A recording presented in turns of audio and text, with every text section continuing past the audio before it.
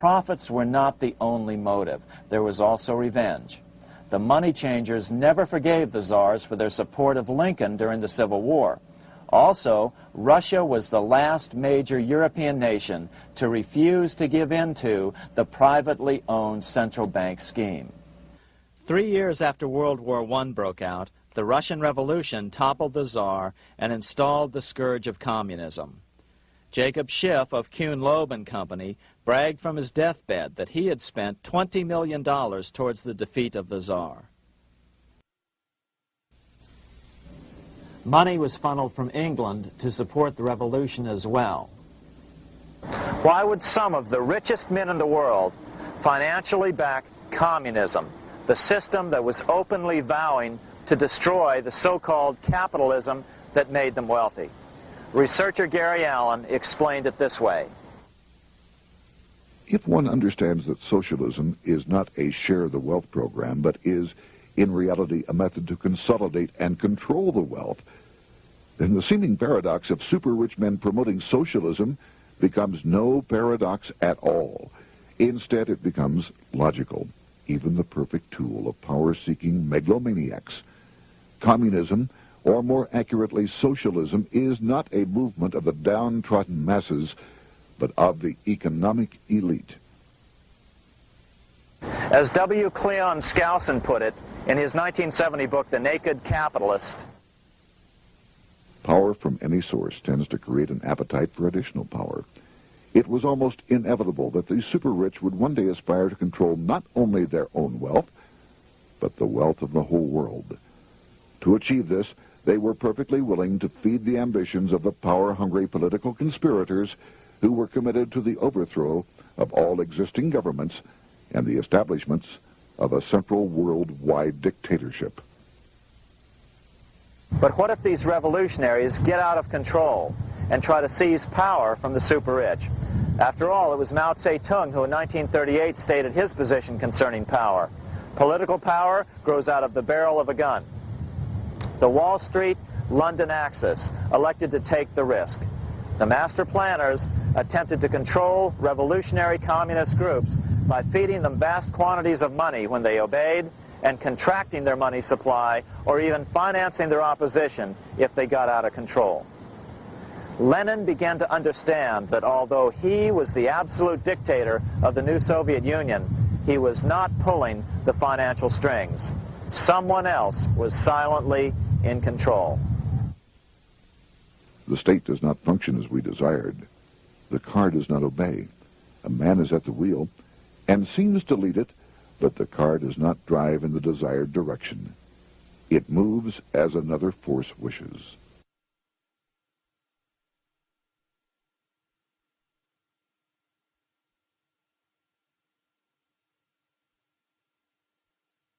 Who is behind it? Representative Louis T. McFadden, the chairman of the House Banking and Currency Committee throughout the 1920s and into the Great Depression years of the 1930s, explained it this way. The course of Russian history has indeed been greatly affected by the operations of international bankers. The Soviet government has been given United States Treasury funds by the Federal Reserve Board, acting through the Chase Bank. England has drawn money from us through the Federal Reserve banks and has relent it at high rates of interest to the Soviet government. The Dnipro Dam was built with funds unlawfully taken from the United States Treasury by the corrupt and dishonest Federal Reserve Board and the Federal Reserve banks. In other words, the Fed and the Bank of England, at the behest of the international bankers who controlled them, were creating a monster, one which would fuel 7 decades of unprecedented communist revolution, warfare, and most importantly, debt. In case you think there's some chance that the money changers got communism going and then lost control, in 1992, the Washington Times reported that Russian President Boris Yeltsin was upset that most of the incoming foreign aid was being siphoned off, quote, straight back into the coffers of Western banks in debt service, close quote. No one in his right mind would claim that a war as large as World War I had a single cause. Wars are complex things with many causative factors. But on the other hand, it would also be equally foolish to ignore as a prime cause of World War I those who would profit the most from the war. The role of the money changers is no wild conspiracy theory. They had a motive, a short-ranged, self-serving motive, as well as a long-range political motive of advancing totalitarian governments, with the money changers maintaining the financial clout to control whatever politician might emerge as the leader. Next, we'll see what the money changers' ultimate political goal is for the world.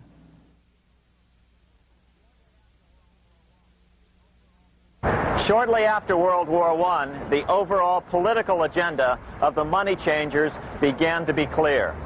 Now that they controlled national economies individually, the next step was the ultimate form of consolidation, world government. The new world government proposal was given top priority at the Paris Peace Conference after World War I. It was called the League of Nations, but much to the surprise of Paul Warburg and Bernard Baruch, who attended the peace conference with President Wilson, the world was not yet ready to dissolve national boundaries. Nationalism still beats strong in the human breast. For example, Lord Curzon, the British Foreign Secretary, called the League of Nations a good joke, even though it was the stated policy of the British government to support it. To the humiliation of President Wilson, the U.S. Congress wouldn't ratify the League either. Despite the fact that it had been ratified by many other nations, without money flowing from the U.S. Treasury, the League died. After World War I, the American public had grown tired of the internationalist policies of Democrat Woodrow Wilson. In the presidential election of 1920, Republican Warren Harding won a landslide victory with over 60% of the vote. Harding was an ardent foe of both Bolshevism and the League of Nations.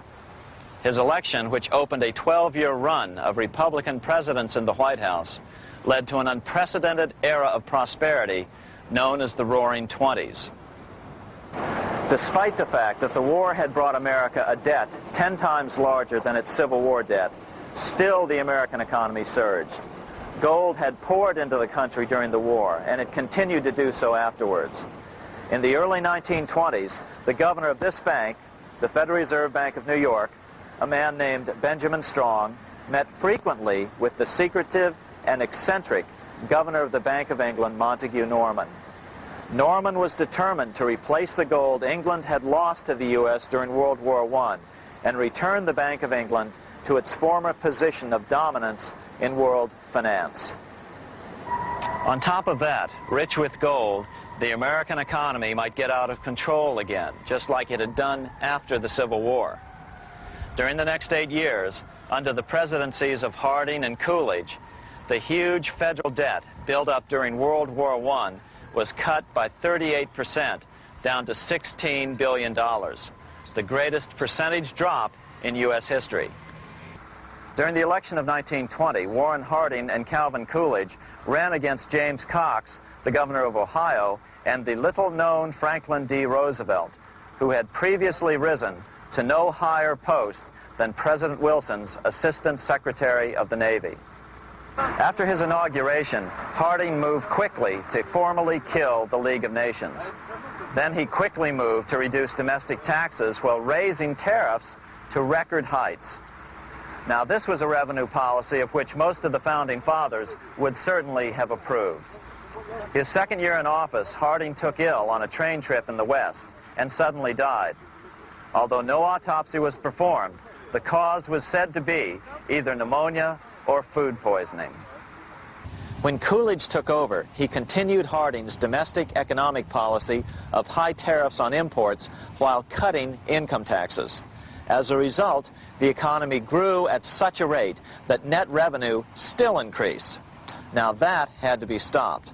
So just as they'd done so frequently before, the money changers decided it was time to crash the American economy. The Federal Reserve began flooding the country with money. They increased the money supply by 62% during these years. Money was plentiful. This is why it was known as the Roaring Twenties. Before his death in 1919, former President Teddy Roosevelt warned the American people what was going on. As reported in the March 27, 1922 edition of